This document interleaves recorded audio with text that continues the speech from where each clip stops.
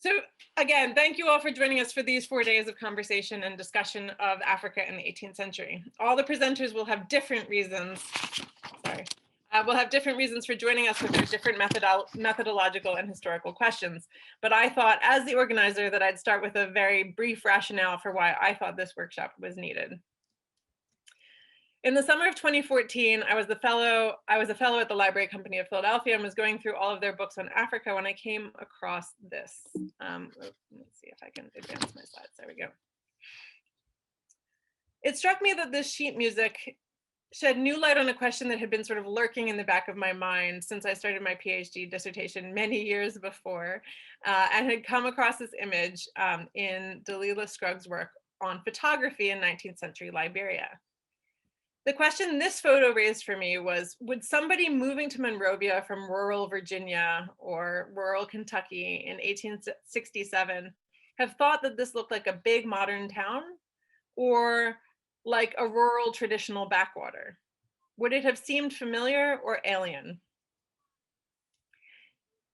The sheet music, which has transcribed Mandingo, Serer, and Wolof songs, made me realize that while I feel maybe overly confident about what 18th century Britain and 18th century colonial North America were like through various forms of cultural history and their popular spin-offs in TV, movies, historical fiction, endless Jane Austen adaptations, etc.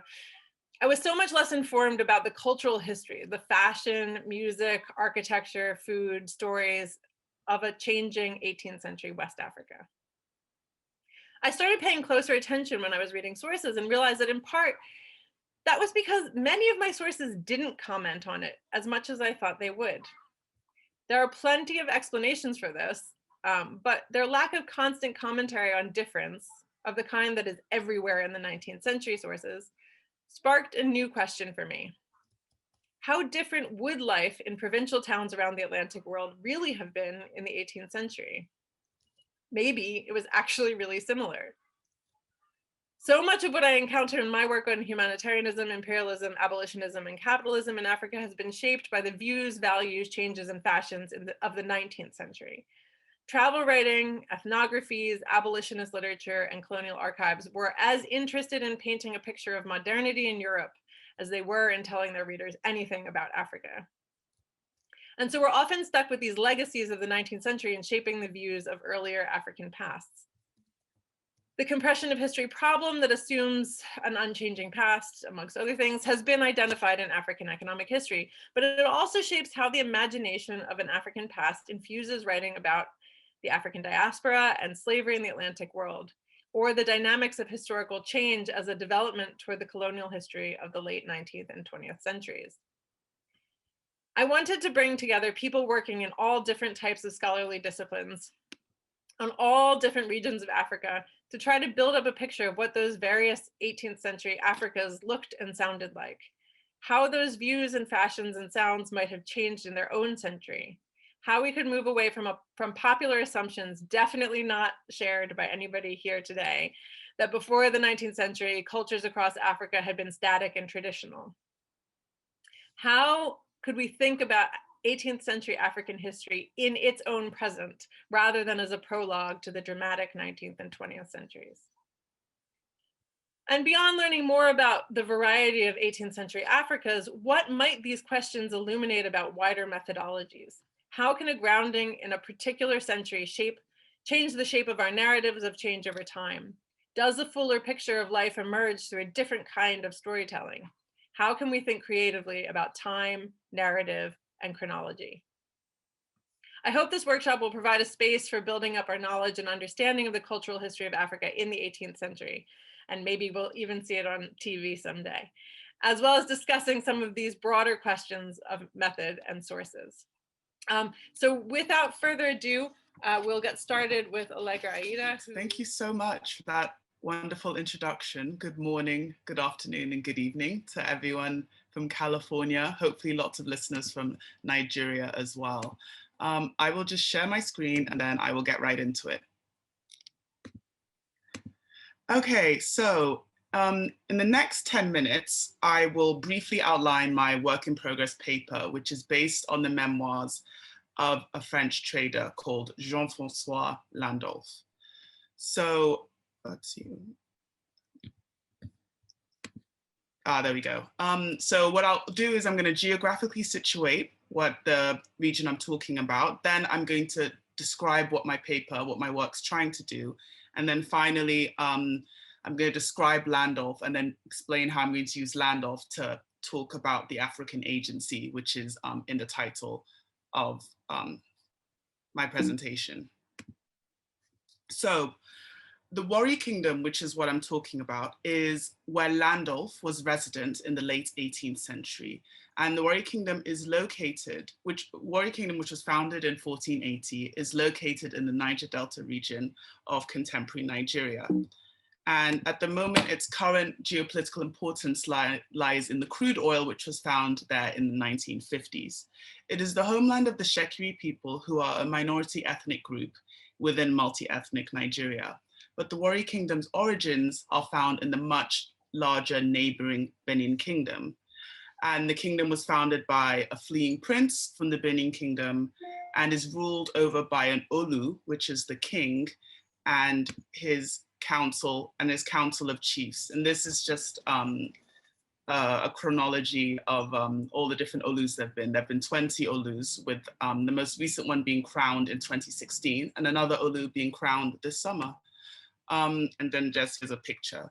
So what my work aims to do today is to challenge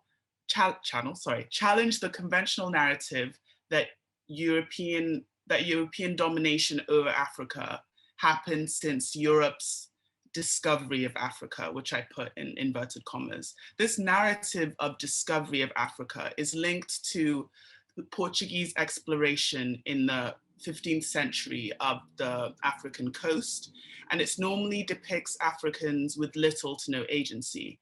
They're portrayed as passive people waiting to be discovered by white explorers. And there are many historians' work who I've read who have worked to challenge this narrative, including David Northrup and Toby Green. And what I'm going to do today, very briefly, is show how Landolph's account of his time in Fourie highlights the complexities of the politics and Niger Delta rivalries. So who was Landolph? Jean-François Landolph was a French captain and naval commander who traveled along the coast of West Africa setting up trading posts.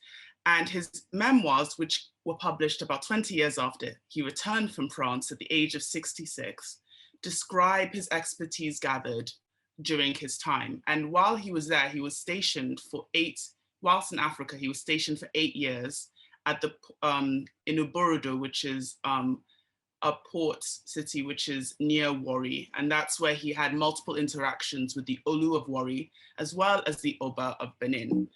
And then this is just the image of the primary source I work with. This is located in the BNF in Paris, and it's actually very easily accessible online. It's been digitized, which is great, especially in these circumstances. So this is what I use to sort of base my work on.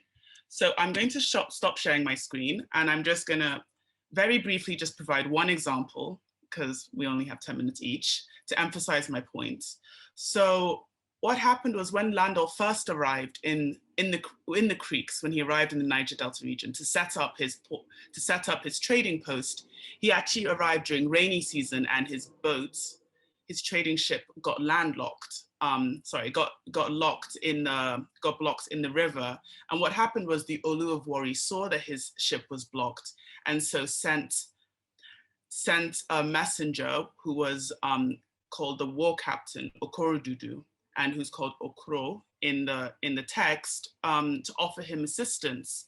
And Landolph describes how the Shekiri people of the Fourie Kingdom were very generous in feeding both him and providing him food free of charge. So one thing to emphasize with this interaction is that Landolph was in the weaker position, and the Shekiri took the initiative to come to him to offer him aid. And one of the reasons behind this is that there are benefits for the Shekiri and the Olu in being friendly with the French, because the Fourie Kingdom, what they were trying to do at the time period, because they had their origins in the much larger Benin Kingdom, is that they were trying to assert themselves and in their own trade relations, because trade was very, very important in this time period in terms of you wanted to participate in external trade. And so one thing that Landolf remarked about this exchange was that he described how the Shekiri captain Okorodudu said to him, the French is pour te prouver jusqu'à quel point le roi d'Auwer aime les Français, il m'a chargé de te demander un pavillon qui sera porté par une de ses pirogues, tu la reconnaître à ses signes et tu lui feras l'accueil qui exige l'amitié, which translates to prove to you how much the King of Fourie loves the French. He has asked me to ask you for a flag, which will be carried by one of his canoes. You will recognize her by the sign, and you will be given a welcome that friendship demands. So the Olu of Fourie is making these symbolic gestures of good faith in order to develop this good relationship with the French. So what this example, and I hope this brief presentation has illustrated, is that relations between Landolf and the Shekiri, which is just a microcosm for wider relations that were happening all along the coast, were not the straightforward dichotomy of ruler and ruled. Instead, the Shekiri had their own agency and often asserted their own authority in interactions through the material means they provided to visitors to their land. Thank you. Thanks so much, Allegra. And we will go straight on. Everybody can clap if you like. And we will go straight on to Christopher Brown. Hello, everybody. I want to first thank Bronwen just for organizing this workshop and bringing us all together to discuss the 18th century in Africa. I am obviously, if you've looked at the schedule, I'm a little bit out of place. I realized just a couple of days ago that I had the day and time wrong, and I am meant to be teaching, summer teaching, in about an hour. So Bronwen was very nice to let me shift myself. So, and I will be here for a little bit of the discussion, I hope. So the paper that I've circulated in some ways belongs even better with the theme of Europeans on the edge, even more than war, although it has a lot to do with war on the West African coast as well. It represents a selection, an excerpt from an early chapter of a book that I have been writing, or maybe even not writing for some time now, on the rise and fall of the British province of Senegambia. Some of you will know that this was the first effort by the British government to subject any part of the West African coast to direct British rule. This is between the 7 Years' War and the American War of Independence. The book covers the period basically 1758 to 1783. And it's an examination of in some ways, just to sort of recover the history of that colonial experiment, which in the way that I'm telling it, is a kind of failure across the board. But doing so in a way that's meant to open up and elaborate some broader questions about how we think about European enterprise in West Africa in the 18th century. It's not a province or a colonial experiment that's terribly well known. It wasn't much of a colony at all. The British government decided to designate its holdings, or the places that it claimed at the base of the Gambia River and the base of the Senegal River, as a way of commanding trade in and out of the Senegal and Gambia rivers. So it was actually more oriented towards excluding European rivals than it was about commanding or commandeering territory or land in either of the valleys. I came across the story when I was working many years ago on my initial work on the anti-slavery movements in Britain in the late 18th century. And kept seeing these references to a province of Senegambia, which at the stated secondary literature at that point, as far as I could tell, had not actually ever existed or ever been studied. And so it has been a kind of a burr, a sort of a spur in my imagination for many years. And over the last more years than I care to recount, I've been collecting, gathering information to tell that story about its rise and fall. I think what I want to say right now is why this subject, in addition to the value of recovering something that we don't know about because the mountain is there, why this is a subject which is especially critical for this broader question of how we think about the 18th century in 18th century terms, rather than in 19th century, 20th century, or even early 21st century terms. There are three sort of broader purposes that I have with this project. One is to elaborate the range, the diversity of European enterprise on the West African coast. A subject, of course, which is properly dominated by the study of the Atlantic slave trade, but which the study of the commodity trades, trades that were in other items besides people, and especially trades that involve the shuttle traffic back and forth between West Africa and Europe, has tended to receive really basically almost no attention. A focus study on Senegal directs attention to the trade in gum Senegal, which in the late 18th century, and as many of you know, in the 19th century, became a major item of trade as an input to various European industrial processes. In the 18th century, a few have written about this, James Webb in particular, and there's some other studies that have dealt with bits of this. This was an area of highly intense competition between first Portuguese, Dutch, and French, and then Portuguese, French, Dutch, and English, and then French and English. And the whole purpose of the province of Senegambia was in fact to try to control this trade in gum Senegal. Because the British established essentially the superstructure of a colony without actually really the substance of it, it created a kind of archival record, which is very unusual for the kinds of materials that we have for studying European West African relations in the 18th century. There's a whole set of detailed, largely treasury, but also colonial office records that don't have really much in sort of, are not comparable to the more familiar T70 records, to the sorts of things that people have used to study the slave trade in present day Nigeria or Benin or the Gold Coast. So, and what that archive allows us to do, or is allowing me to do, is to get to what I've long wanted to try to get greater access to, which is the quotidian, day-to-day experience of European and West African interactions, especially in and around Saint Louis and in and around James Fort in the Gambia. So the paper that I've circulated is a history of essentially 6 months over 6,000 words.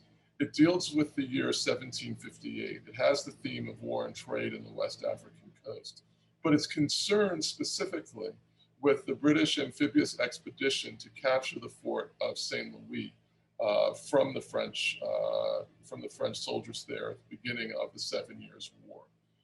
And one of the principal payoffs, in addition to trying to explain the nature of European competition in West Africa through this very specific instance, is that in the course of the work that I've done, it's become very apparent that the British are there because they were invited in. That they are there essentially as allies of the Trakna Moors, who dealt with the British off the Atlantic coast of Mauritania in the 1740s and 1750s through a whole series of smuggling operations. And that the Trakna decided that they wanted to eject the French from Saint Louis as a way of gaining more control of the gum trade and the gum markets up the Senegal River Valley. And so they sought out an alliance with the English as a way of ejecting the French government, or the French soldiers, the French East India Company, In British historiography, it's described, not surprisingly, as a British conquest. But when one gets into the records, it's quite clear that it actually has rather more to do with Trochna foreign relations, with their desire to seek a European ally who can dislodge the French so that they can then pursue their commercial agendas. So one of my really deepest convictions, and here I'll stop in doing this work, is that by paying more attention to some of the micro minutiae, the micro histories of European experience, it's actually possible to see in new ways what the diplomatic history of West Africa looks like, and in a way that does not replicate or even work in the categories that we've inherited from the 19th century and the 20th century. There's a lot more to say about this subject, but I will stop there and pass the baton. Thank you so much. That was an excellent follow-on from Allegra's. So I'm going to share Raphael's pre-recorded video, which he sent today in the midst of his childcare emergency. So hopefully this works. Let's see. Cool. Hello everybody. Sorry that I'm not able to be with you in person to present my paper, but the advantage is that I cannot be cut short, so I'll prepare for a presentation of 20 minutes. Yeah, today I will talk about the Memoirs in the European slave trade to Madagascar during the 18th century. So, well, because we only have a limited amount of time, I will concentrate on the French slave trade and on one particular group of intermediaries, as we will see. So first, a bit of context. So the French slave trade to Madagascar was really concentrated on the French Mascarene Islands in the Indian Ocean. So Île-de-France, present-day Mauritius, as well as Île Bourbon, present-day La Réunion. So on these islands, the French Compagnie des Indes installed a plantation economy, which was quite similar to the on tea. So mostly coffee was cultivated, but also indigo, sugar, cotton, etc. So in order to be able to do this, the island needed a servile population. And so for this, they took with them a cargo of firearms, gunpowder, Spanish silver, Indian cloth, and alcohol to go to the east coast of Madagascar or to any other slave trading port in Madagascar. But of course, Madagascar was already close by, and the east coast was even more close, only a week sail. So that was quite handy. And so in those slaving ports, they would buy not only slaves, but also rice and cattle, because they had to feed also these slaves. But this could be done in multiple ports, and of course it installed some kind of slave gun cycle, as we can see on the west coast of Africa. And then of course there was the infamous Middle Passage back to the Mascarene Islands, where there was a risk of mortality and revolt. So in total there were about 1,771 slaving expeditions trading up to a maximum of 200,000 Malagasy slaves. So most of the trade was conducted in the trading post of Fourie, which really took quite some importance in the second half of the 18th century. We see here a map, a contemporary map of Fourie, and here in detail we see E and F. E is the French trading post, and F is the residence of the Malagasy sovereign. So the sovereign of this slaving port and the hinterland was the Betsi Saraka chef. And well, the French coming there, of course, there was a shock of culture. There was quite some differences between the Malagasy and the French, so those differences had to be overcome. So, for example, the language barrier, the French had to get accustomed to the local customs. They had to be due with the commercial exchange that exists, and also they were in need of protection. And of course, Malagasy had quite some advantage because they played really a home game, and they could be a significant threat to the French merchants. So the most important figure is the Malagasy sovereign, the Betsmisaraka sovereign. So there was a whole kind of ceremony involved in order to be able to conduct trade. This involved paying homage to the king. So upon arrival, the ship had to shoot multiple cannon shots, they had to visit the king personally, and quite importantly, giving quite some important presents to him and to his family. What kind of presents these are? Well, this could be, in most of the cases, richly decorated firearms, for example, decorated with gold and silver. But this could also be other more a bit exquisite gifts like Chinaware, like Chinese furniture, etc. And in order to be able to conduct trade, fatidra or blood oath had to be taken with the king. So this was a quite important step. So the French merchant had to drink a mix of gunpowder, bullets, and alcohol while declaring, "I want this brew to be poisonous to me, and this bullet or that spear to pierce my heart if any of the items in the bargain we just struck with our white lords are missing." So this is really important, and by doing so, they become brothers, and these oaths are rarely broken. So, from the French side, they write, "Well, it's a bit strange. I do not want to be in the shoes of the one that's taking this oath, but they had to comply to it because it's really a local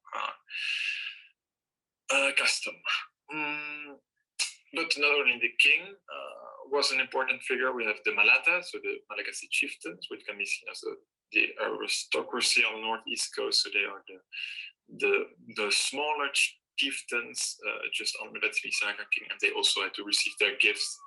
You had to be aware of their presence there. So they often receive just regular firearms, for example.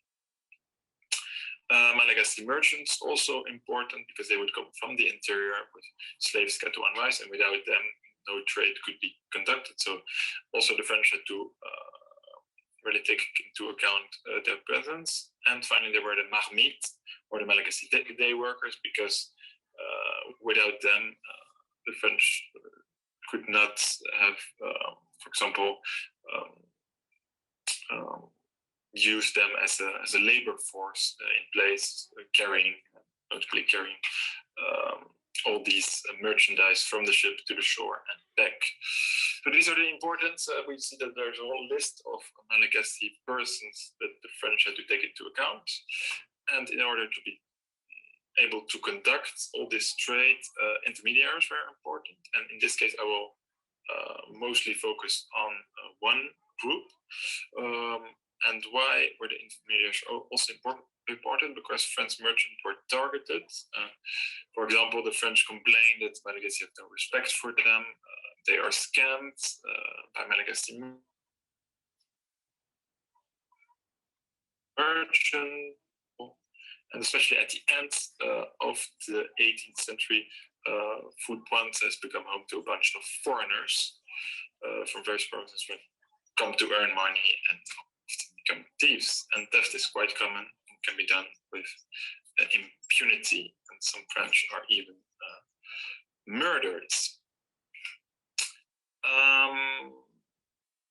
So these intermediaries are mostly women, the vadine bazar. So Malagasy offered their wives and daughters to Europeans, that was already known. But in fact, these women become more than just companions or concubines. These women become really merchants and couturières. And the French merchants really rely on them. Why? Because in fact, they marry her. And by marrying her, they really bond with the Malagasy family. and giving the European merchant access to commercial knowledge and resources. So we have this example from one French merchant at the beginning of the 19th century, who states that those who are going to trade take as their wives a chief or one of their daughters. They buy or rent a house made of 3 branches covered with coconut leaves, and they deposit their goods there. They let this woman know what they want in return, and she's the one who travels the country and does the shopping. There's always a great advantage in choosing her from a family of a somewhat powerful prince, because then she more easily obtains slaves at low prices. When a cargo is complete and on board, this woman is given all kinds of merchandise in order to thank her for this. So in fact, these are not really marriages, but more of alliances in which the French merchant really is assisted by this woman in order to conduct his trade. He really delegates this task to her, while this woman, of course, is paid for this. So there's really an interesting, I think, relationship that is created. So just to conclude, the French merchant conducting slave trade in Madagascar were dependent on the entire Malagasy society to conduct their commerce. We have seen Betsimisaka sovereign, we have seen the Malagasy merchants, the Malagasy aristocracy, as well as the day workers, the Marmites. And the French were dependent on them to conduct their trade. But in order to do this in the more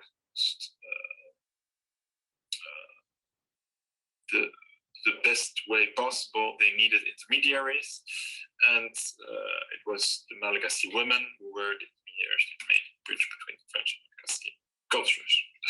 So this was my presentation.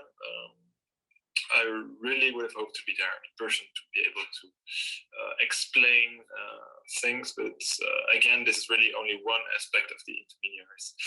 Because of a lack of time, I could not go into details into other groups, but I hope you enjoyed it.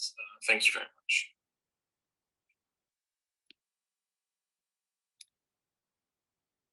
Great, I hope everybody could see that. And now we have some time for questions.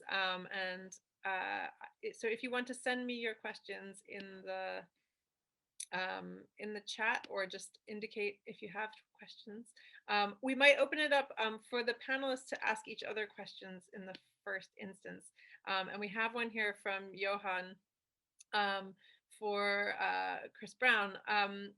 He says he wants to know how the entrepreneurs, oh, Johan, you're here. You can just ask your own question. It's fine. Just jump right in. Cool, thanks, Bronwen.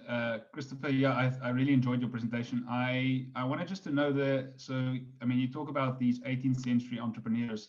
How are they different or similar to, so the entrepreneurs of, say, Tony Hopkins' Lagos in the 19th century? So that's kind of what I've read about. And of course, that's, you know, towards the end of the kind of slave trade. So how would your entrepreneurs, do they have more agency? You know, do they have different kind of industries or sectors that they're involved in? Curious. Yeah, it's a good question, and I'm not sure I have a good answer for you. So, and part of the problem is that the character of the men engaged, specifically in the gum trade, is still very, very, very thin.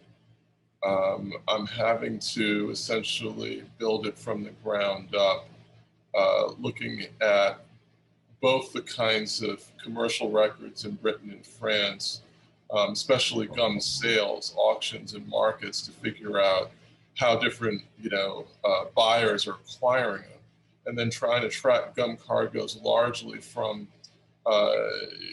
records of ships as they travel back and forth directly from West Africa to either Lorient or Texel or to London. Of the chief places of importation. Gum is one of the major untold stories of European industrial textile production in the 18th century. One of the many things that I've sort of discovered, is that they're often in the secondary literature described gum Senegal and gum Arabic are actually sometimes described as being the same item or sort of interchangeable. It's quite clear that manufacturers regarded them as entirely different substances that had very different purposes. So, you know, I don't know enough yet, frankly, to be able to tell you, you know, who these merchants were, who these merchant houses were. What is clear is that the strategic importance of the gum trade led both the French and the British government to devote resources to Senegal in ways that they otherwise did not for other parts of the West African coast. But there's still, I'm very much at the, especially with respect to the gum trade part of it, I'm very much at the front end of it. You know, I even sort of basic questions of how many ships traveled directly from Senegal and from Saint Louis and Gorée back to Europe as opposed to crossing the Atlantic. We don't have that information anywhere. So the basic kind of, you know, infrastructure for how this works is something that I'm at the moment figuring out piece by piece.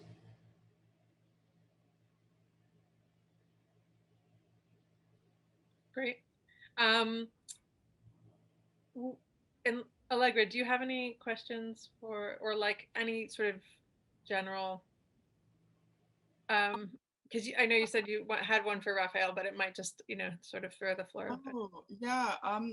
My question, I guess, is more sort of around language, because that was something I was thinking of when I was listening to Christopher's presentation. So I was wondering what, in terms of what sources you were, as you're building everything up, do you feel that the best thing for this work, even though you're looking at sort of Senegambia area, is to sort of write this work in English, or like, is it English sources you've been looking at, or would you say a lot of materials French? French and English sources.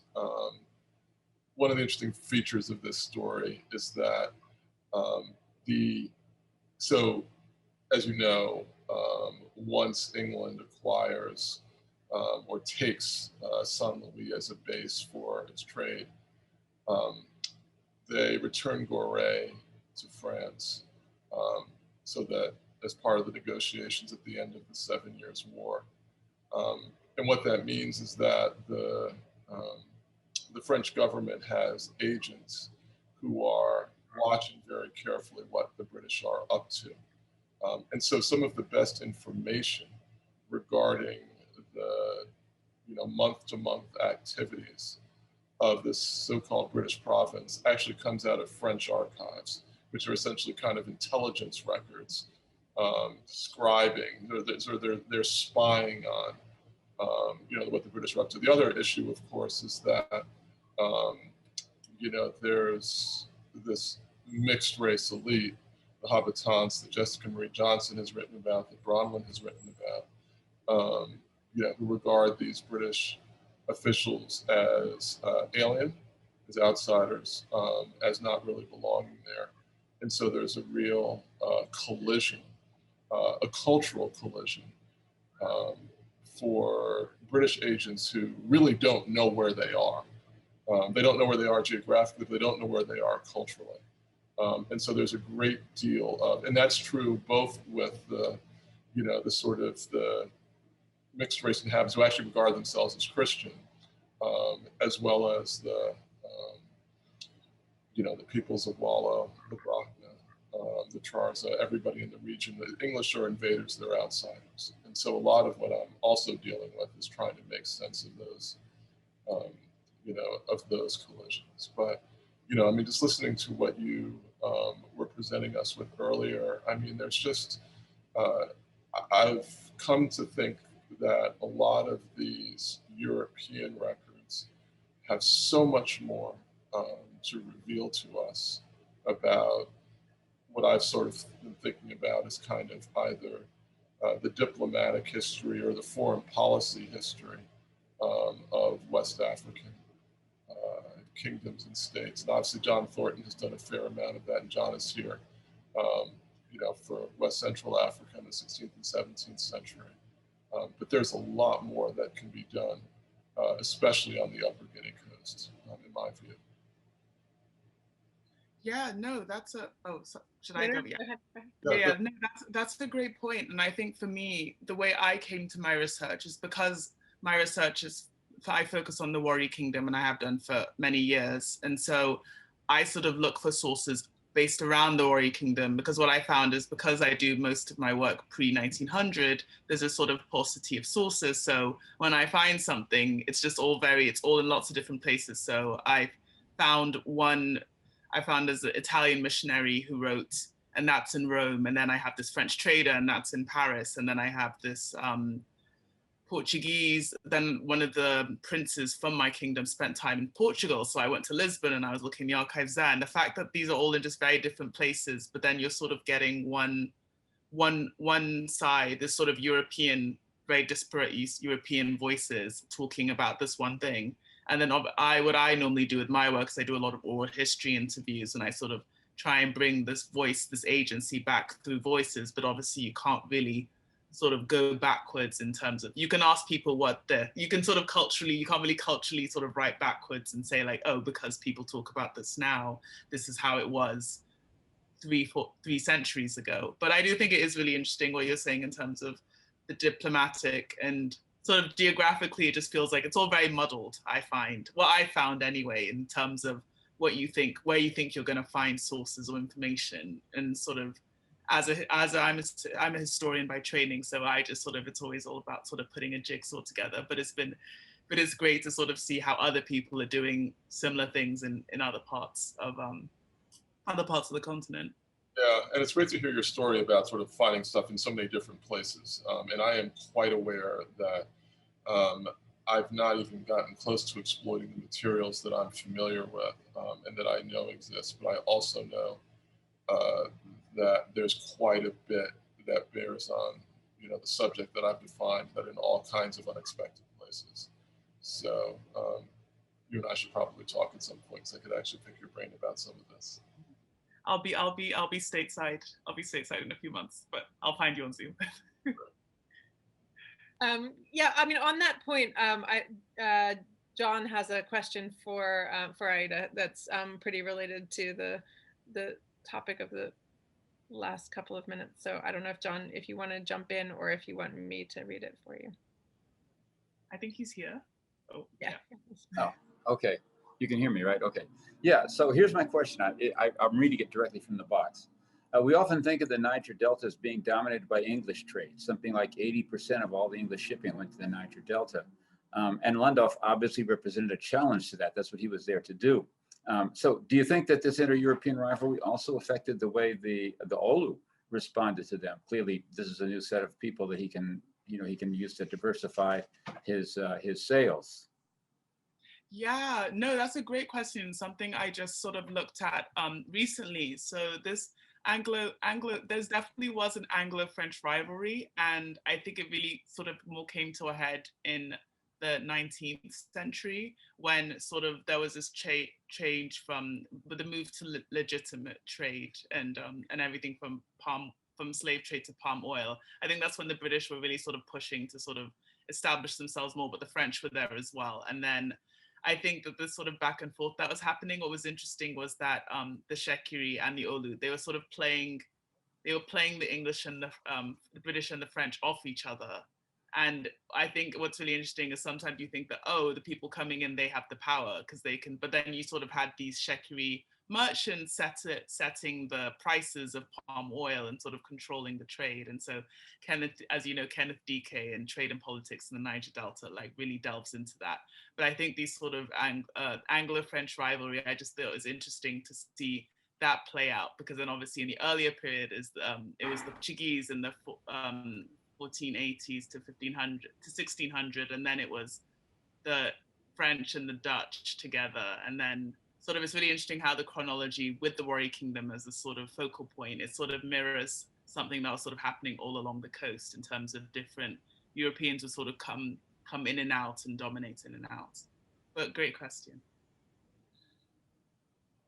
The question about the rivalry, reminds me of Chris, when you were talking, I was thinking about how apparently the Dutch record 1688 as being a victory over the English as they came here. To, English are, you helped us out, and the Dutch say in their school books, according to some Dutch friends of mine, that that was a massive victory. So the ways that these rivalries are being played out are not necessarily being interpreted the same way by everybody. So there's a long list of questions accumulating here. A few for Allegra here, so I'll just jump to Sarah Johnson. Remember to unmute. Thank you for these wonderful papers. I just have a quick question. You just mentioned the layers of the jigsaw puzzle. So I'm working on Landolf as well, but Landolf from the Saint-Domingue end of it. So Landolf, it's just a really small piece of a project I'm working on, but he was really involved, obviously, with he actually brought one of the Olu's close relatives to France, and then into Saint-Domingue as well, right? And so I would love to hear more about why you think, because he kind of put things in place in the mid 1780s to open a comptoir there, right? And so I'm wondering if you have a sense of what happened and why that fell through. That moment when you're talking about when his ship gets stuck, he goes in, he lives there for a while, and then he brings this relative back to France. And anyway, I would love to hear more about that, and we should absolutely be in touch because that was fascinating. Oh, amazing. Definitely. No, I'm so glad you brought that up, because obviously with time constraints of 10 minutes, I couldn't go into that. But yeah, the nephew, the Danica, the nephew who goes to France. So this is a really interesting story for me, because I'd never heard of this. And when I did a lot of oral history research in the kingdom, people always like to talk about this prince that went to Lisbon and he became the Olu who became the king in 1610. But then you also had this incident when it was sort of this diplomatic, when we sort of had this nephew go, and then he sort of learned French and everything, and he was meant to come back and be this sort of intermediary, but it didn't work the same way. And what I can gain from it, and what the Sheki sources say about it, is that they found him too, that they were sort of talking about his arrogance, and they felt like he'd forgotten himself when he'd gone abroad. So I thought it was really interesting, the sort of question of identity, because even though you had this Sheki prince, the 1600 example, he went to Portugal for 10 years and then he came back with a Portuguese wife. He was accepted, he became the king, that was allowed. But then you sort of have this nephew of the prince, so not even in the sort of, he could possibly be king because it isn't always directly father to son, but he doesn't, but he's still royal, he's important. And he goes off and he sort of gains all these skills, and he's meant to come back and be this intermediary, but he's just not as accepted. So I don't know, it's really hard to unpack that, because I guess you can't really it's hard to imagine people's motivations when you're sort of going that many centuries back. But contextually, I think it would be really interesting. What I'd love to do is sort of contrast these two examples of these two Sheki men going abroad and coming back, because they had very different sort of experiences when they came back in terms of how welcome they were when they returned. But the last thing I would also share my sources, because there are a couple, he gets written about in a couple of the newspapers in France, and the guy I'm finishing a book about, he actually hosted him, and he came and did this big, in 1784, he gave this, talk in Paris. Anyway, they talk a lot about him and like the clothes he was wearing and how he spoke. And anyway, so I would love to, I'm happy to share some of those sources with you. Okay, I will pop you my email. It's a great question, thank you.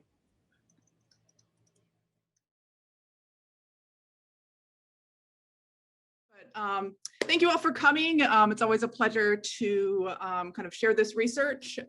So what I'm going to do in the time allowed here is basically tell you a story, and then we can kind of pick apart the many different implications of it. So I'm going to start us in, there we go. I'm going to start in 1716 in Maputo, what's now Maputo. And this is in many ways a kind of unusual place to start. What I found in my research is, as far as I can tell, there's not much kind of scholarship on this area. So if anyone knows of anything else, please throw that into chat or send me an email. But I'm dependent on a dissertation written in 1971 and an ethnography written by a missionary in the area from the late 19th, early 20th centuries. But one of the reasons I think that there hasn't been much scholarly work on this area is that it is a little off the beaten path, right? So it's not deeply embedded into the trade networks that are stretching across the Indian Ocean basin. It's a little too far south for that. And Europeans stopped there, but they haven't set up a factory there permanently and will not do so until about 1721, which will be part of this story. So there hasn't been much scholarship on this area that I've been able to dig into, which has presented an interesting kind of conundrum for me. But what we do know is that in 1760, the East India Company licensed a ship to trade in what's now Maputo. The ship arrives, trades, and eventually two high-ranking officials in the area get on this boat to return with the ship to see England. So this kind of connects to some of the stories we've been telling already. So the king of this area, according to an East India Company document, gave leave to his two brothers who had a desire to see England to sail as passengers under the care of the said Captain White. These two men get on this ship. Why they get on this ship, little opaque. My assumption that is often based on what I see happening on the West African coast is that these men are looking to develop links with the English to further their trading kind of power in the area, which had kind of been faltering for the last couple of years. So the princes are from a polity named Mfumo, and they had gone to war a couple too many times in the last kind of 10, 15 years and lost a lot of their power amongst the other polities around the bay. So from what I can see, this would be a time when the rulers of this area would be looking for ways to increase their power, and perhaps creating a link with these English traders would be one way to do this. So these two men get on this ship to see England. The ship then, which click is going to work, stops in Madagascar to pick up slaves.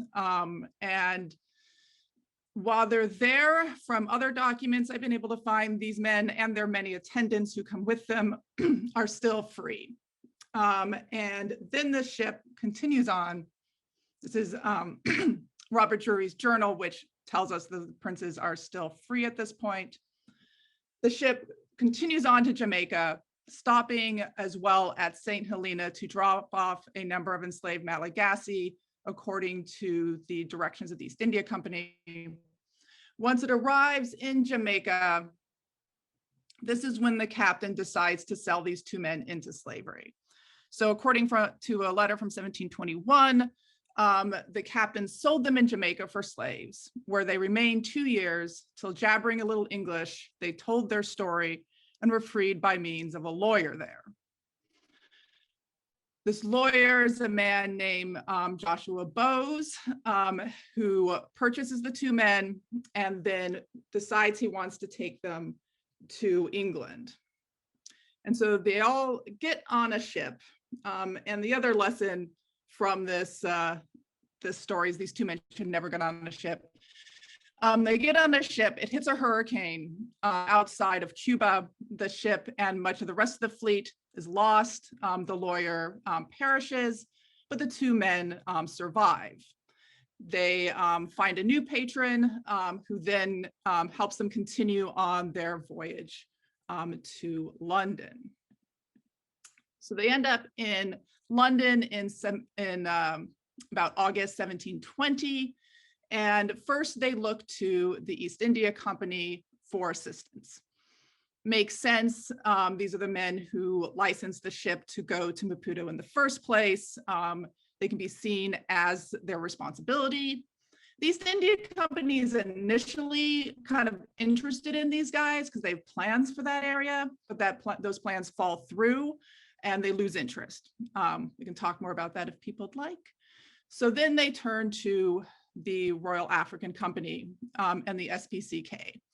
So the Royal African Company is especially interested in these men because they're looking for ways to engage with Africa that aren't just about the slave trade. They're looking to get more involved in the interior trade in Africa, and they're especially interested in gold.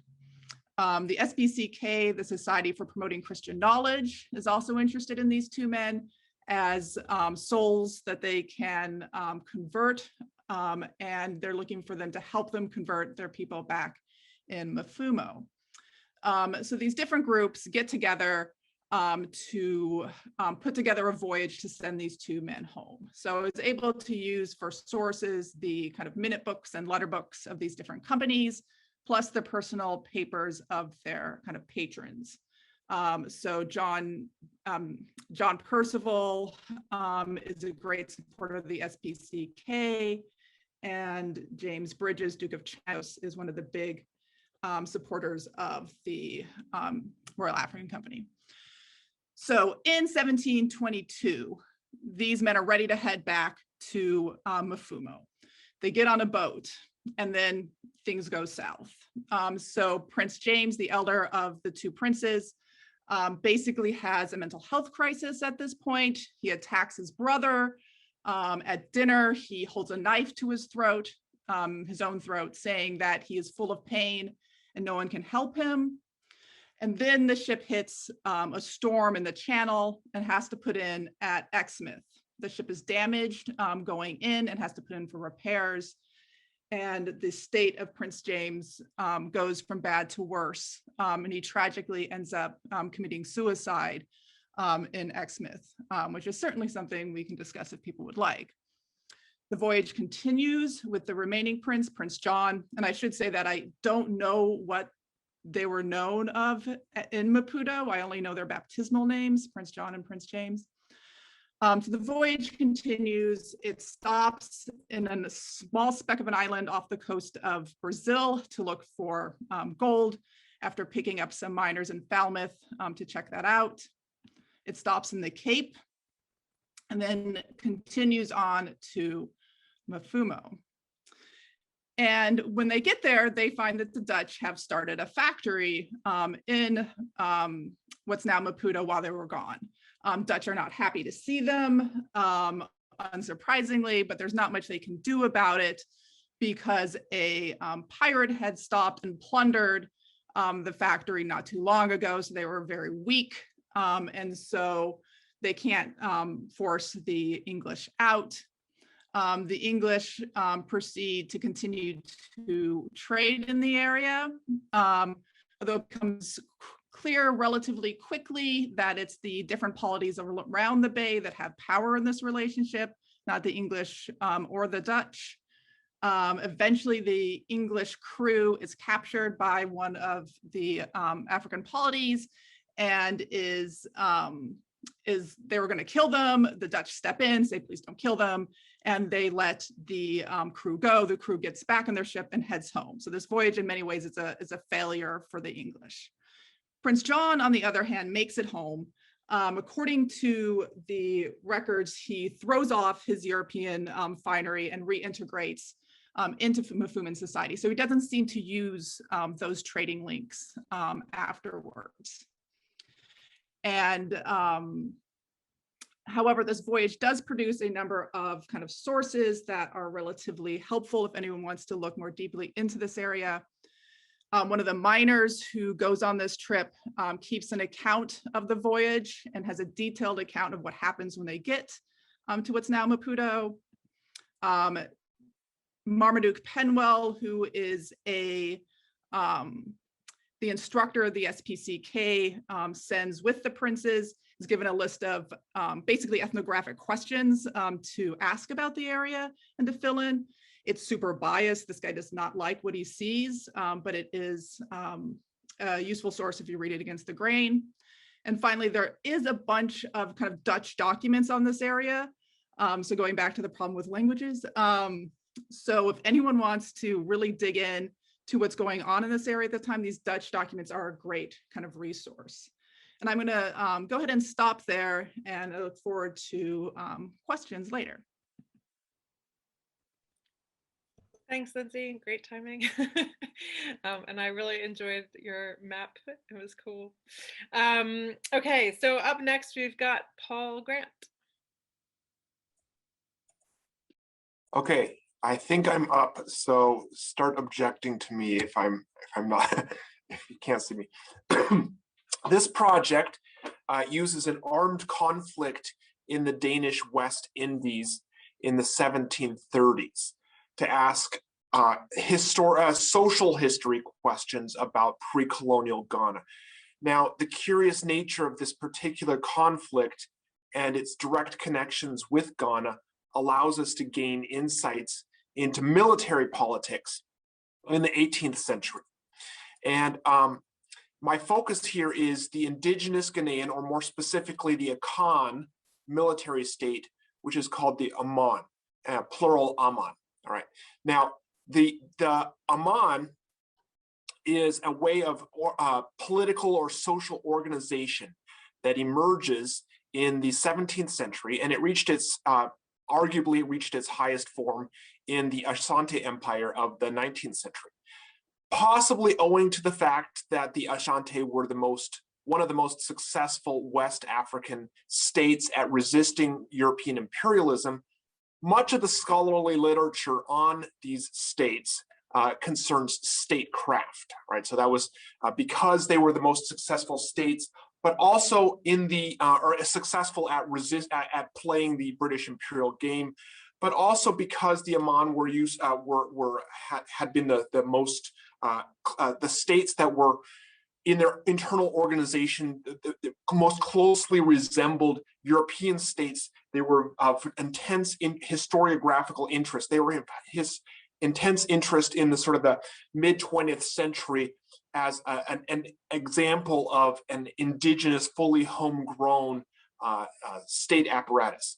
So T.C. McCaskey observes, however, that these states were not fully bureaucratic states in the European mold, but rather they have to be understood in their social and, again, religious context. He says they were religious in nature and have to be treated as such.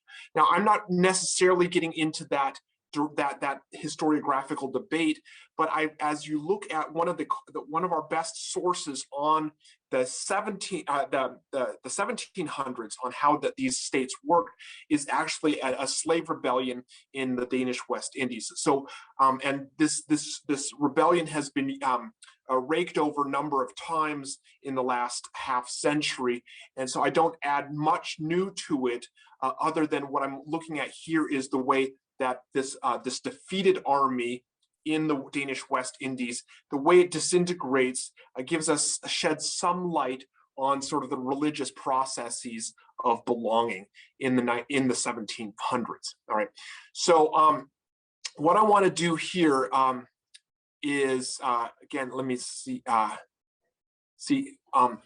Akan, the Akan states, or the Aman states, were military formations. They were superimposed on a given state's territory, all right, regardless of existing clan or ethnic or cultic loyalties. All right, so think of, you've got a state covering an enormous amount of territory, hundreds of square miles, of various different religions, different ethnic groups, language groups, and so on. And the Aman state was able to keep it all together by pre-assigning battlefield positions. And they pre-assigned battlefield positions during times of peace, which at a time of war would allow for rapid mobilization. But it had the ancillary effect of unity across wide geographic areas and other human divisions. And so then they carried these battlefield positions and the officer rankings into their quotidian business of bureaucratic apparatus. And so it's for that reason that the Aman states have been in Ghana have been looked at as sources for how to understand the indigenous Ghanaian politics. Now, what happens in St. Thomas, the Danish island of St. Thomas, was that another one of these states emerges, an Aman, capable of organizing one of the most enduring rebellions in the history of transatlantic slavery. However, once it was defeated, the surviving soldiers simply melted into slave society on St. Thomas. However, they did not give up their clan and hometown loyalties. So years after the defeat, they are able to inform a German missionary, somebody by the name of Oldendorp, about the ethnic and cultural conditions of the Gold Coast in quite accurate fashion. So let me break down what happens. The basic situation here is a war, hence putting this paper in this particular section, right? Enslaved Africans on the island of St. Thomas attempted to take over the island and its plantations. There were a small number of Danish soldiers and they were quickly overwhelmed, but the conflict extended for several months before the belligerents were subdued by French forces. Now, in the aftermath of the conflict, several trials ensued, along with the requisite number of executions, but most of those who had taken up arms were returned to slavery on the island's plantations.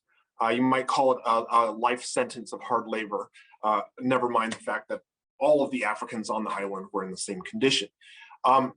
So far, this looks like any other slave rebellion. And in fact, most of the European witnesses in the West Indies understood it as a slave rebellion. However, the prosecutors and the witnesses, and the witnesses meaning both the enslaved Africans as well as Europeans, everyone agreed that all of the rebels were of one group of people. They called them the Amina for reasons that are not entirely clear. All right. There's a lot of scholarship on this conflict has been dedicated to puzzling out the name Amina. I don't propose an answer. I haven't been convinced by any of them exactly. But here's what we do know what it means. Amina was the name that the Danes of the Gold Coast, centered in the area of Accra, gave to the Akwamu kingdom. All right. Now, in the conflict in St. Thomas, the rebel forces were exclusively drawn from this group of people. They exclusively drawn from the army of Akwamu, called Amina here.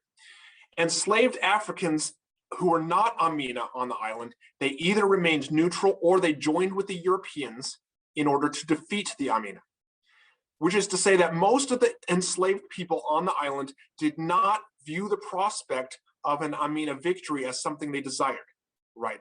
They knew that their lot would not improve at all if the Amina were to win. So it wasn't exactly a slave rebellion.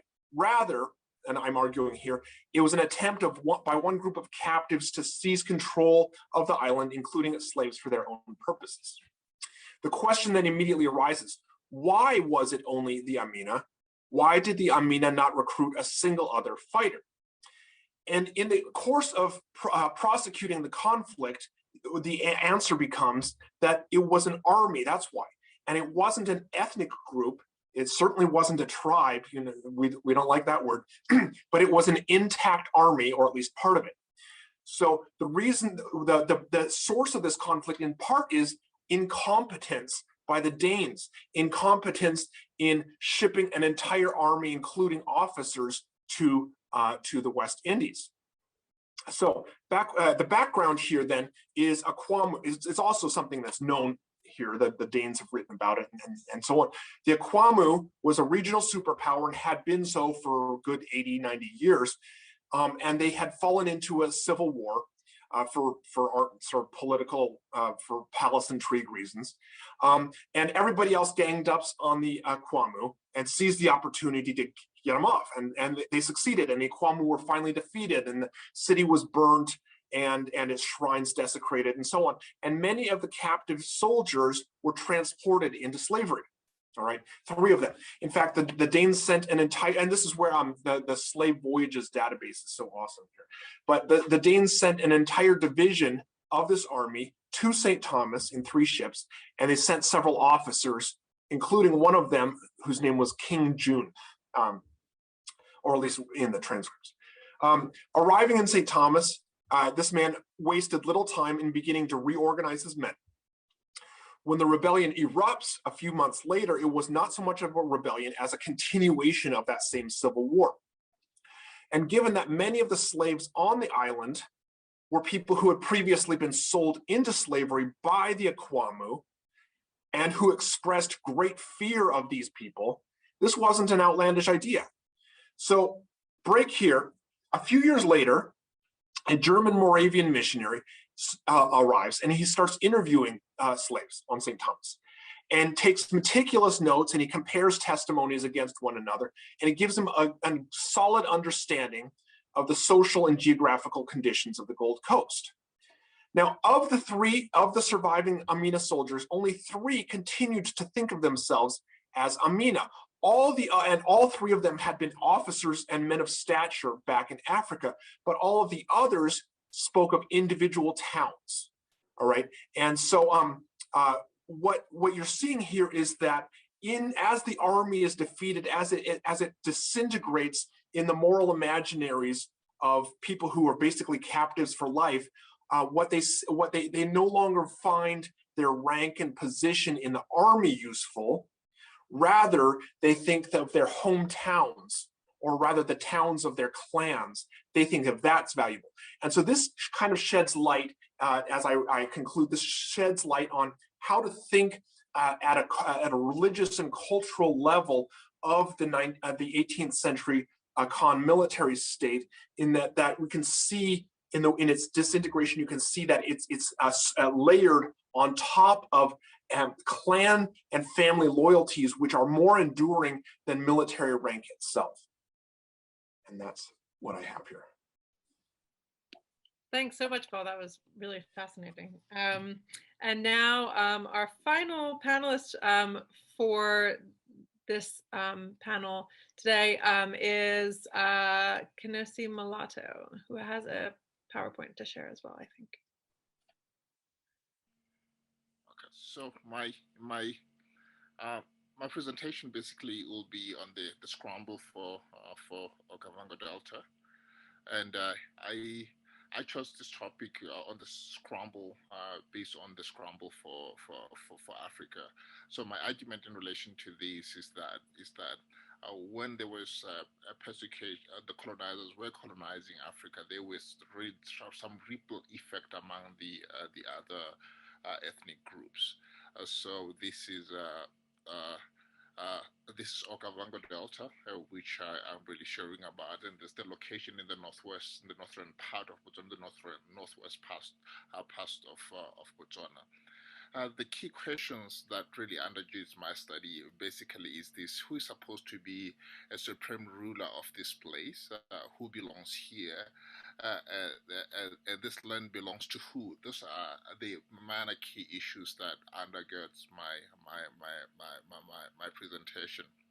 So the people that really lives in this environment are the Bayais. There's an argument that they arrived in 350 AD. There's a discrepancy between these. Some say they arrived in 17th century, and also the Bahambukushu. Also that they will state that they have arrived in 18th century. The Basobia also argument that they are coming into the Delta is uncertain. Then you've got the Batawana, who are the late arrival. So then you've got what they call the Banokas, which are river bushmen, that they have been there here in the Okavango Delta since 10 AD. Because of the issue that surrounds this, these are the effects that goes on, the effects that starts, or the war that starts in South Africa, basically by Shaka Zulu in the 17th century, called the Difikani War. So you've got other tribes that were running called the Bakololo of Sebetwane, that ran from Shaka, and they passed through the Okavango Delta. So they passed through the Okavango Delta, and they carried other people as slaves in the area. So the effects, what really happened after the first wave of the Difikani War around the Okavango Delta is that there was a quasi-unity among the groups, which means Bayei, Batawana, and Bahambukush, the smaller tribes. They come together because they were not really strong enough to fight against the stronger tribes. And also based on that, also there was this ethnic groups really scattered around the Delta and run around because the rather than having a central plate, they're scattered around the delta.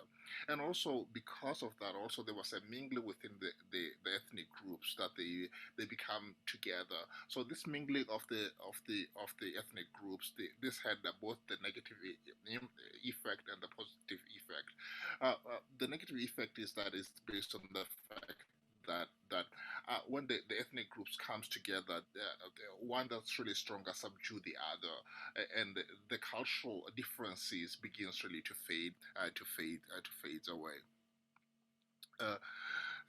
Basically, as the time goes on, the Batawana who are the late arrival, those Batawana are the Tswana group that comes from the Central Africa, from Kama Kingdom, if you're really aware of the Kama Kingdom.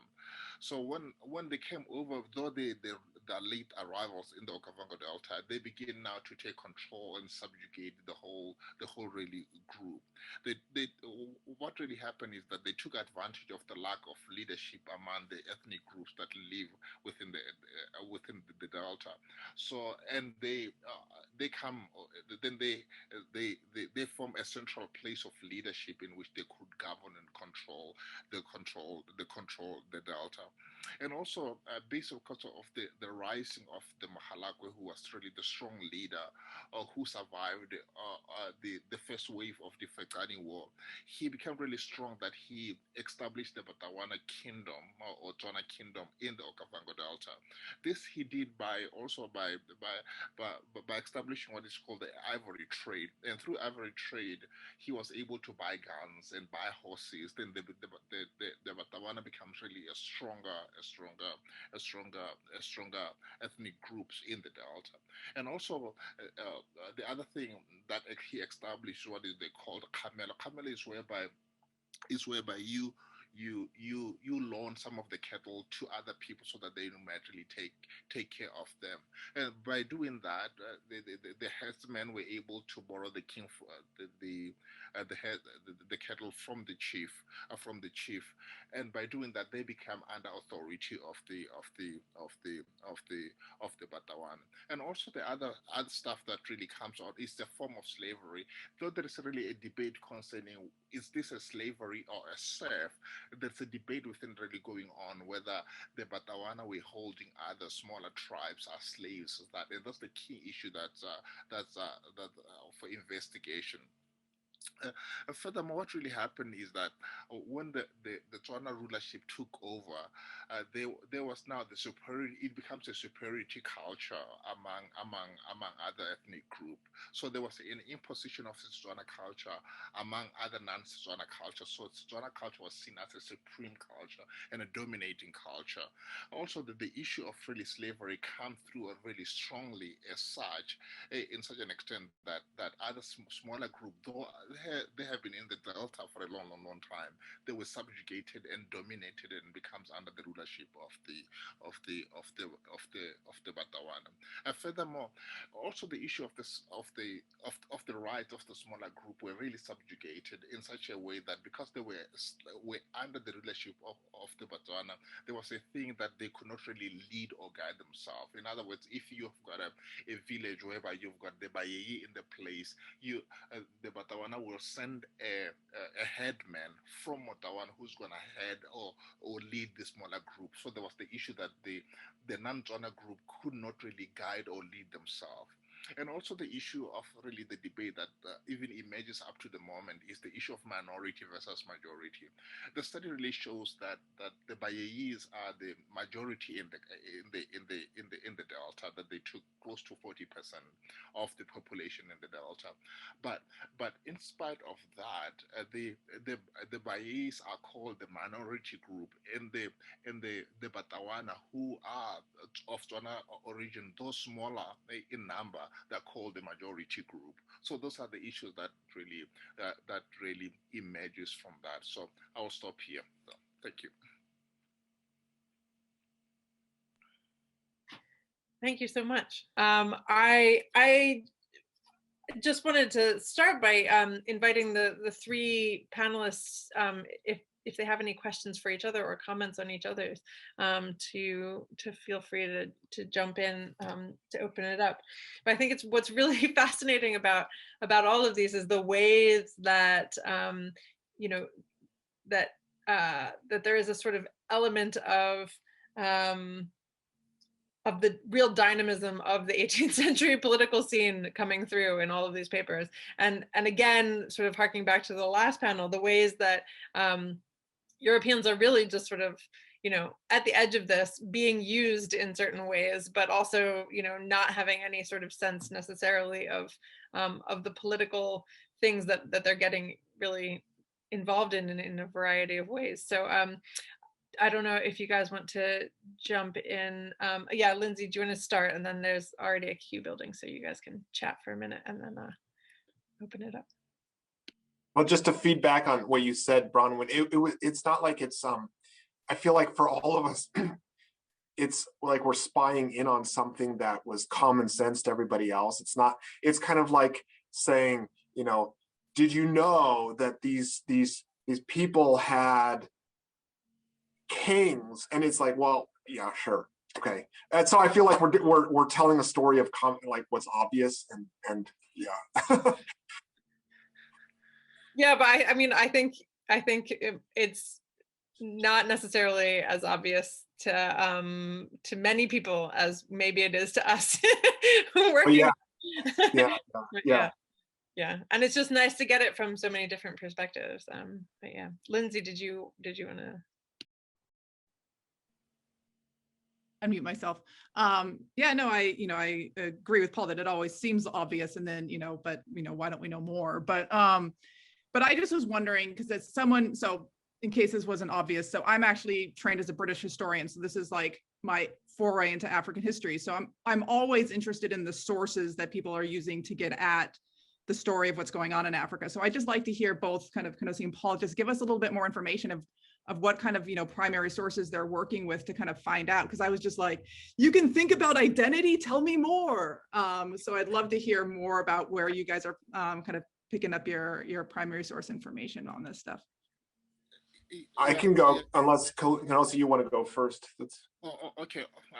On my side, there is the key study really done in 17th century by a historian called Thomas Clow.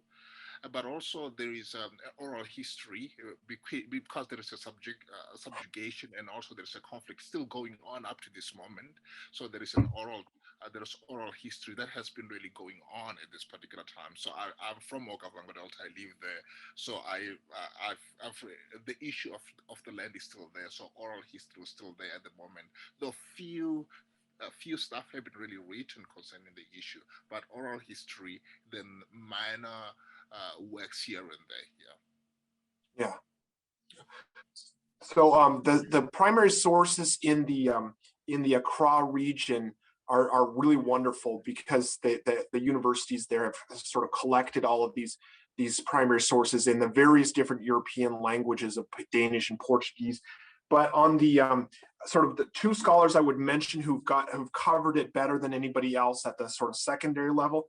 One is Ray Kia, I think here's a picture of him, who's emeritus at University of California, Riverside. And the other one is Ivor Wilkes I don't know, I've never met him, but who wrote this, the story of the Akwamu Civil War in a 1950s master's thesis. And it was only published 50 years later in 2002. So it's stuff that's kind of low-hanging fruit, but it's great stuff. Yeah. I just want a question to both of Lindsay and Paul, because on my side, especially in the issue of really dating as such, there's oral tradition which people really told you that, okay, we have been in the Delta for quite a long time like this. Then you've got a scientific dating. So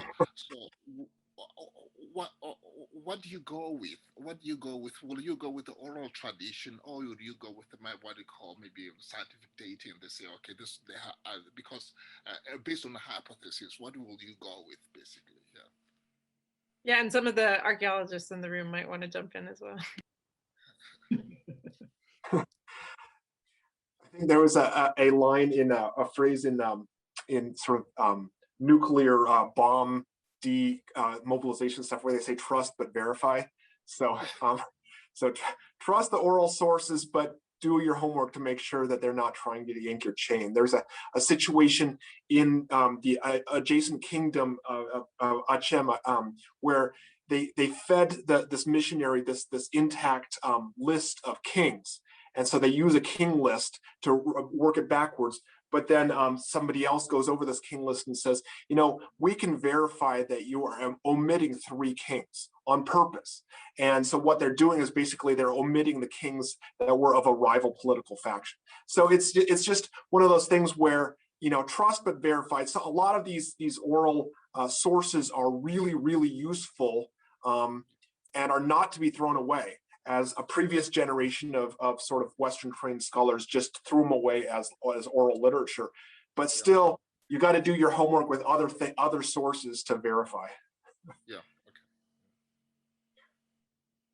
Yeah, I just wish I had oral histories, but yeah, no, I agree with Paul. I mean, I think there's something about, and this kind of goes back to what we're talking about in regards to Gabriel last session, is at least getting that information out there, right? Present the oral side of the story, but also present the, scientific side so people can kind of build off of that. I think as long as we, you can make your decision on those, but also let, scholars and people who are reading know that there might be alternate kind of stories here too, or things that are filtering in. But yeah, it is one of the big quandaries, right? Yeah, I think we'll hopefully talk a little bit more about that tomorrow as well. I think Ettore has a question for both Lindsay and one for Kenosi. So do you want to jump on? Yeah, thanks, Bronwen. So can I ask both of them, to both presenters? Okay, so my questions for Lindsay. Well, thank you, first of all 3 of you for your wonderful presentation. My question is, do you have, well, actually 2 questions. Do you have any, but I guess the answer is already known. Do you have any evidence on trade patterns in the interior of Maputo that early in the 18th century? Because, Kenosi mentioned the Difarcane, and yeah, we all know that there's been a lot of debate about how Maputo, well, the Lagoa Bay might have affected, state formation in Southern Africa for, during the 18th century. So that would be my first question. And if you're, and the second one is, if you're also studying the later part of the century, there's been something published on the Austrian takeover in the 1770s, which seems to hint towards an increase commercial presence in the region. And if you have something to share, thoughts to share about that. And then, Bronwen, shall I ask my questions to Kenosi as well?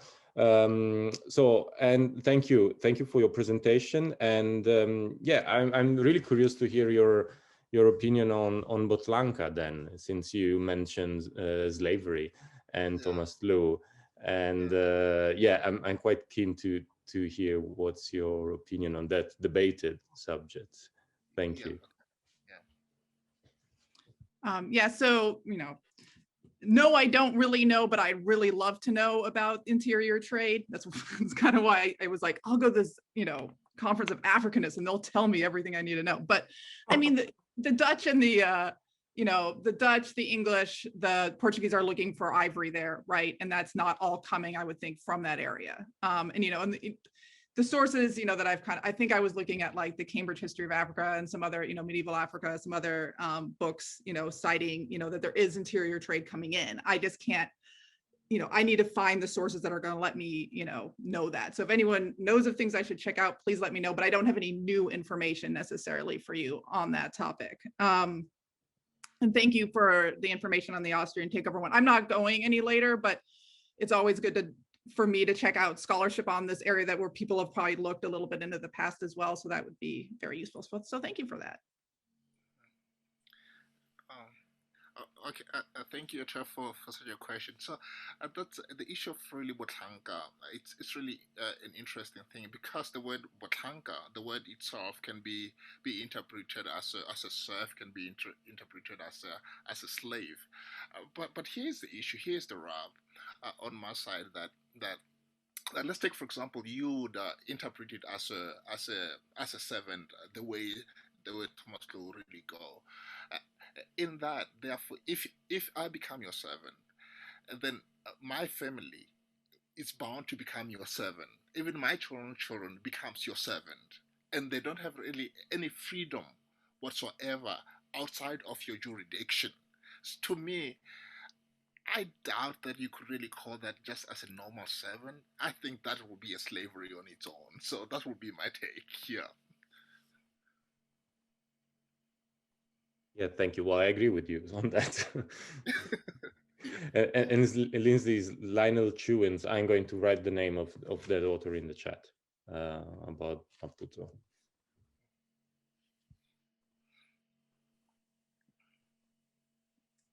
Great. So, sorry, I forgot to unmute myself for a second. Johan has a question also for Kenosi on the sort of sudden control of, he's having connection issues, so I'm going to ask him for him, but the sudden control of Botswana after their arrival, could it not be ascribed to different agricultural crops or methods as well? So I don't know if you want to speak to that. Not really. Based on the fact that the Botswana were basically were owners of cattle, basically. So which means if you come with that, then you are seen as more economically stable as compared to other rivarian people, because like others, they were just living the Bayeyis, Basobias and other, those are river people, so they hunt, they go to the rivers, they survive fish. So basically, by arriving with the cattle, that makes them economically strong as compared to the others. And then you see the Matabele coming from Zimbabwe attacking them. It's because they were seen as rich people. Therefore, automatically from others, they are seen as more superior than the thing. So basically, I would say yes in relation to the cattle side of the things. Yes. Cattle capitalism discussion. I have a question for Paul, though, in the meantime, which is thinking about this kind of military formation. I don't know if you've read other accounts of the sort of importation of African warfare into the slave societies in the Caribbean and stuff. But do you see there being a very specific Akan-ness to this particular story, or do you think that this is actually something that probably is happening all over the place all the time and is being misinterpreted by observers in these colonies?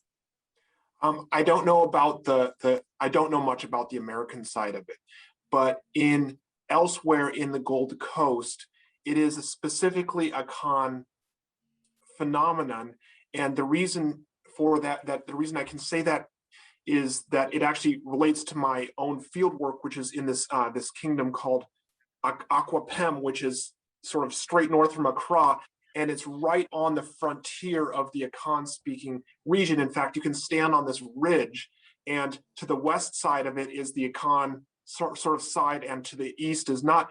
And the way people organize themselves, not so much by language, but by clan. All right, and so the Akan are matriarchal, and the indigenous people, the Guan, are patriarchal, and that makes the hugest difference because your blood lineage relates to how you do your ancestor veneration, right? And so since the Akan kings are responsible at a ritual level for administering ancestral veneration in their states, that means that they're responsible for administering the female matriclans. And so that's where you get to, and so most of the research on the Akan states has used the so-called pure Akan states, the foremost of which is, of course, is Ashanti. But you have some of these states that were kind of fudges, where you have this superstructure imposed on an unwilling population.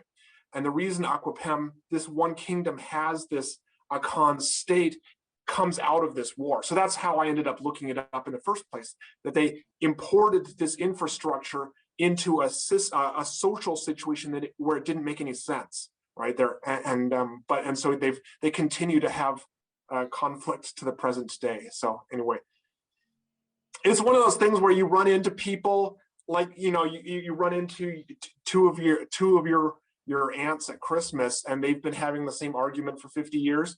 So you kind of run into it and you wonder, it's like, why is this so important? Why? And so that's why it's so important. Great. Yeah, I like the ant analogy. Yeah, I mean, it reminds me a little bit of some work that Akin Ogundiran does on the Yoruba as well. So I think there's interesting crossover in terms of thinking about that sort of, about ways that you can see sort of forms of territorial expansion or political expansion. Johan has a question for Lindsay. I'm guessing that Johan's internet is still not great, so I'm just going to go ahead and read it.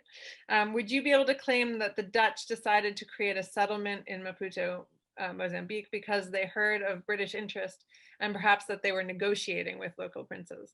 So, like, is there a sort of network that's feeding back into this rivalry? Yeah. Trying to think exactly what solid evidence I have. I do think that one of the, at least earlier, I know, so like in the 1680s, the English are sending a number of voyages there, and the Dutch kind of are attuned to this, and they send a ship, a couple ships up there to check it out, and they decide that it's not worth it, and then they go back. So I'd have to go back and check and see what actually, because it's, for my purposes, I'm not super interested in why they do it, but that could be one of the impulses. I think there's also just this this impulse for more enslaved labor, I think is happening. Although the Dutch factory at Delagoa it doesn't go well. It becomes basically a place that, from what I've read in Cape Town, they're saying that they send people there for like the greatest of punishments, and they have to bury people in coffins that the wolves can't dig into. So it becomes kind of this bugbear kind of a place, and it only lasts 10 years, and they, so it doesn't last long. But I do think that, there is, I think part of it might be the fact that the English are frequenting that area more, but the English kind of dropped that around this time, so the situation alters. But what's shocked me is that, not shocked, but I was interested that the English didn't know that the Dutch were there. So those networks can't be super strong at this point. You would think that the East India Company, would have been aware of this, that someone, before they sent this ship back. There's a time lag, and it was just set up in 1721, and that ship leaves in 1722, so that might be part of it. But if there is an awareness, it's not, at least in London, it's not clicking very quickly. Yeah, and it also then sounds like their local information is not great either. Like it's not even just that their European information is not great. They're not really. Yeah. Well, there's a sense in this story where you get these, Englishmen, I call them kind of armchair, kind of projectors, where they have these ideas about what's going on, and they get these fragments of information, and they build these huge kind of stories about, what's going to happen when they go there, and they just don't know the local politics, and it just, blows up in their face. The Duke of Chandos had a huge plan for the Royal African Company, where they were going to make contact with the rulers of Mona Matapa, and that would give them trade, for their new settlements along the West Coast. But, he had these whole things about how he's going to use the princes to do this, and you have this image of him like just like building up this idea in his head, and you're sitting back going like, oh dude, this is just never going to happen. So it is interesting to think about, you know, where reality sits in and where these plans sit. I had a question right to piggyback on that, which going back to the previous session, and Christopher Brown had mentioned, well, maybe it was somebody else, he was responding to them, but just talking about incuriosity.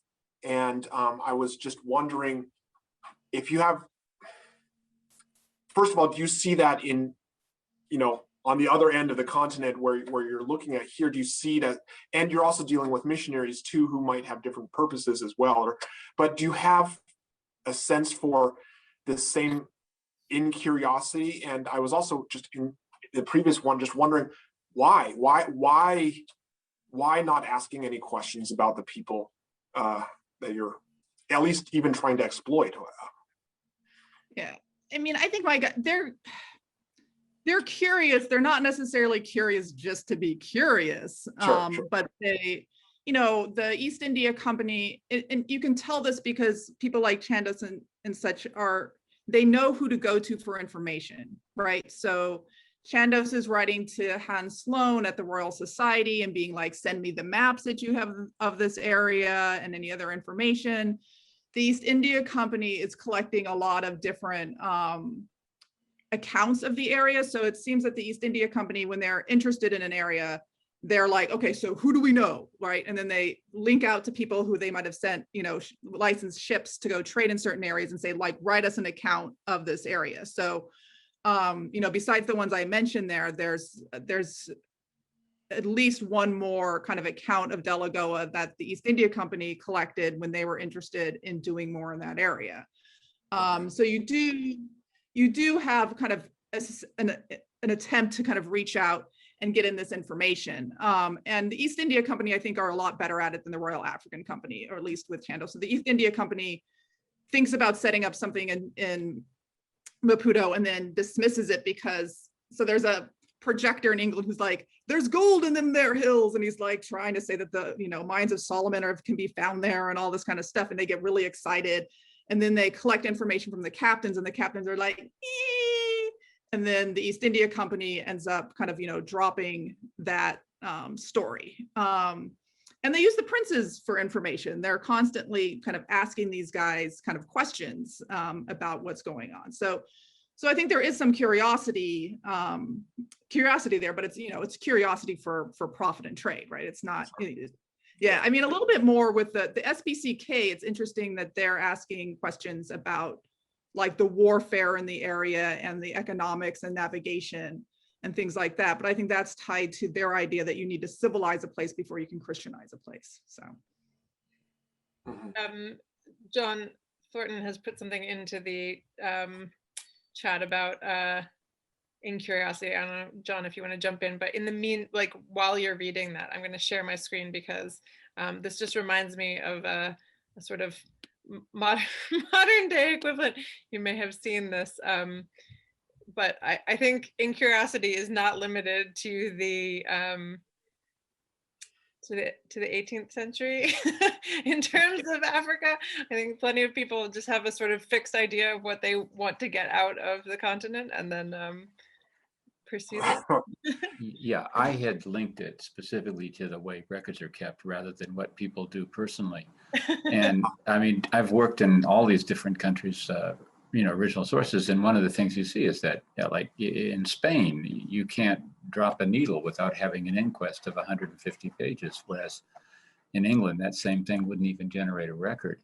And while I'm not saying that's necessarily the entirely the process of doing this kind of thing, a lot of people only write stuff because they're required to do it.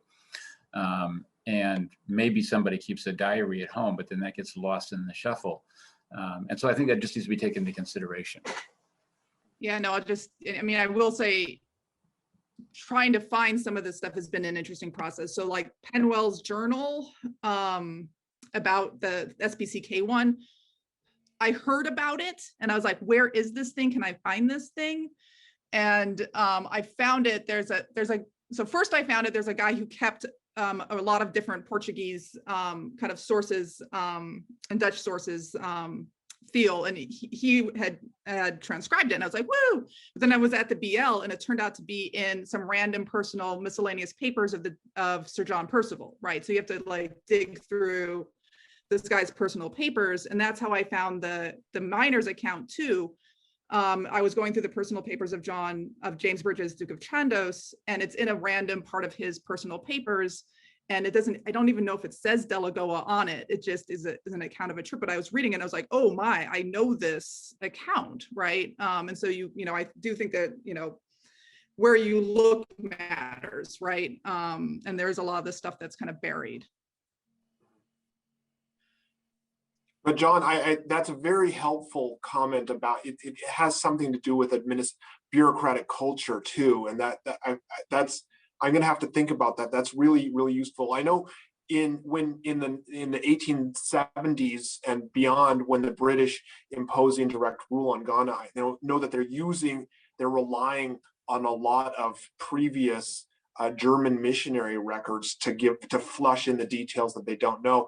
And then when they go to war with the Germans in World War I, they go and burn all the missionary records as if to erase the German presence.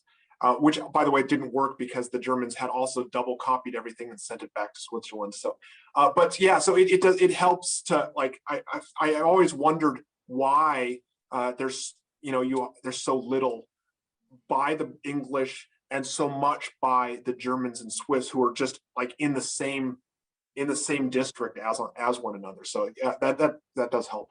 Yeah, if you look at the slave trade records, you compare the stuff in T70. In the British archives to what you can find in the Danish archives. I mean, the Danish didn't have the huge presence in the Caribbean, but their contribution to our knowledge of it is dramatic because they keep all of these records of what they do and what people are saying, and they have guys that go in the interior. And the English had the same general process, but they would write a 2-line summary, and that's all we get.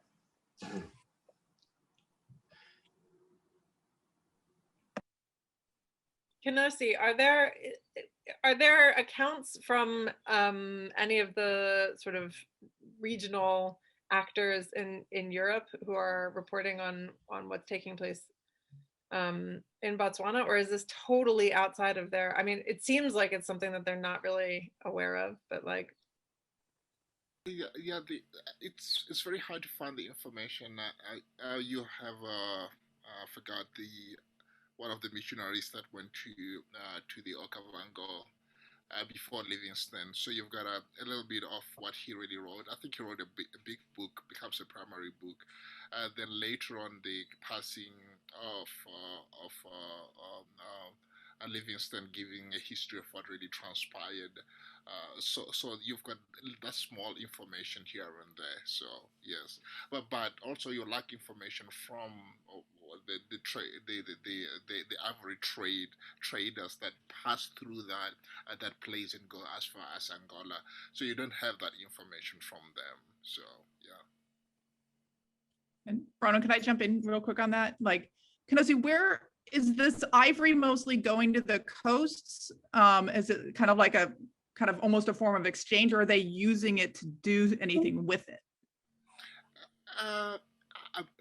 Basically, I think they were the one who were selling ivory. They wanted to buy guns because they wanted to be strong in the village and to protect themselves from the attack of the stronger enemy. So. Really, what really mentioned about those ivory traders, they said they were going to Angola, which is mean they're going to the sea, because Botswana is a landlocked country. So what they were using with it, we don't know. But also in the literature, it really shows that a lot of elephants were killed in that particular era. That's really interesting from somebody who liked to write about nature and environment. So a lot of really elephants were killed because of that ivory trade thing.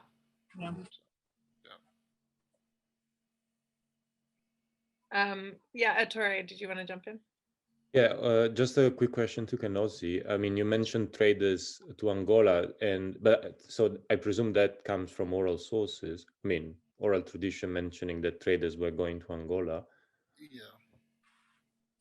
Yes, basically, and also you'll find it in Sitilon's work and the history of Gamiland also really passes about it, talking about the traders really passes by. But yes, you will have that from the oral sources, and Sitilon Chloe also documented it. Yeah. Okay, and well, I guess it would be interesting to see if there's anything in Portuguese Angola documenting that kind of influx from the interior, but.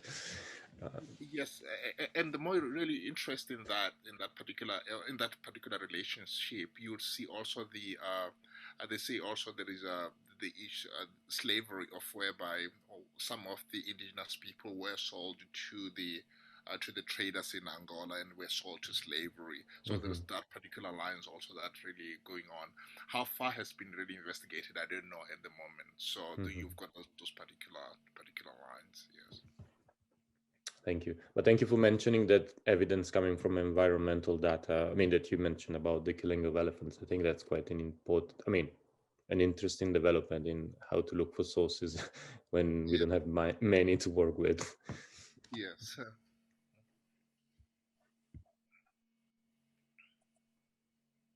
Yeah, great. I don't know. I would keep waiting for John to jump in and say something about Angola, but Well, I can do that. I'm pessimistic about getting much more from Angola. The archives in Angola itself and also in Lisbon are really concerned only with the immediate administrative issues of the areas they control directly. Even areas which they had regular relationships with, and I'm pretty sure that they had correspondence and so on, those are no longer extant. The Portuguese are not like the English in that they never kept a record. The Portuguese are different in that they kept a record, but then they lost it. So this is the real disappointment of the Angolan archives, where you can see clearly, occasionally there'll be something that gets reported and you'll see, wow, they have all this information. But you know that there's a lot more that isn't reported for that.